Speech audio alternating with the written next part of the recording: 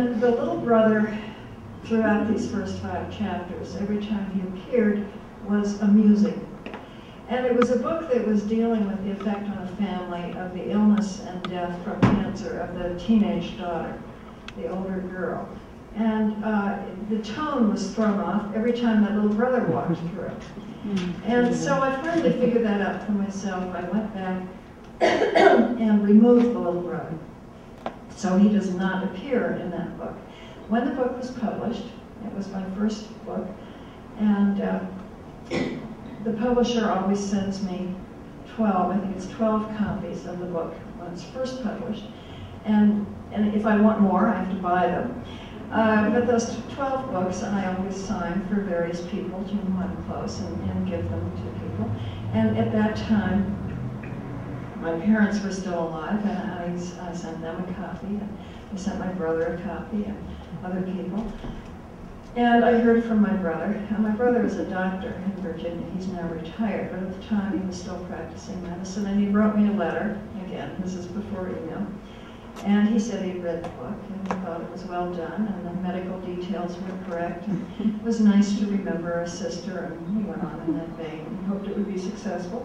And then he said, now about the little brother. So I explained to him why I had taken him out, and I think he accepted the explanation. But then later, this book is several books later. I've now written several in between, and now this book appears, and again, I sent a copy to my brother. And this time I wrote him a note and said, here you are, John, I put you in this when you appear on page 100. The child in the book, though it's not a book for young children, is young. She's 6 years old. And my brother was born when I was 6. The voice in the book, and this was an interesting challenge for me, the voice is a woman's voice, telling the story through her childhood perceptions. And so on page 100, if my brother turned to it, which he probably did, if somebody says to you, here's a book, you're on page 100, maybe eventually you'll read the first 99 pages, but you're going to turn right away to see yourself. So this is what he would have read. I don't have it with me, so I'll probably misquote it. But it says, and I named it Gordon in the book. Of Gordon's few baby skills, there was only one that I admired. Sometimes when Mama bathed him, he lay squirming and naked in her arms, and sometimes he peed into the air, high and arched like a rainbow. I wish I could do that. I said, goodness, said Mother, you're a girl. Girls can't do that. I already knew that they couldn't. I had tried myself privately in the bathtub. Can Daddy do that? I asked. Said Mother. I suppose he could. My friend Charles can. This is Charles.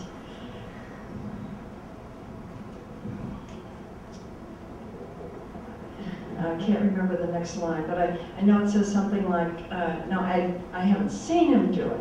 I meant that I suppose all boys can. But I was lying. I had seen Charles do it off behind the lilacs where he aimed at ants. So that's my brother appearing in this book. And I was sometimes, with the book in my hand, read that selection to groups of auditoriums full of 7th, 8th, and 9th graders who had come in and sat down and slumped in their chairs and looked at me with this look of, I am so bored, and nothing you say is going to interest me. And so then I read them that selection, and they sit up a little bit. And for the first time, I think, she might be interesting. She's read about peeing. One time, though, having done that, I can't remember where it was, and it's not important, but afterward I was signing books in the foyer of the auditorium where I'd been, and there was a bookseller there. And there were a lot of kids milling around. I was signing their books, and I saw a girl, maybe 8th grade, she was wearing glasses, standing to the side. And as I was signing books, I was thinking about that girl. I was thinking, she's like me at that age. She wants to be a writer. She's waiting until all these other popular, outgoing kids have finished talking to me, and she's going to come over, and I know what she's going to say. Say, I want to be a writer. And indeed, the other kids finished, and they all left, little flurry of noise, and this girl walked over. And what she said was, "Which was the one about penis envy?" This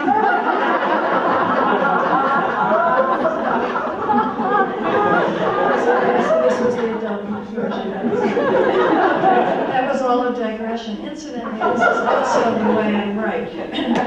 I start going, and I know I'm going to the end, and I know where this is going to end, but then along the way, I think of something, and it goes over here and over there. And in the writing process, the important thing is, I envision cowboys. I'm not from Montana, but I envision the calves going off into a canyon over there, and they have to go bring them back.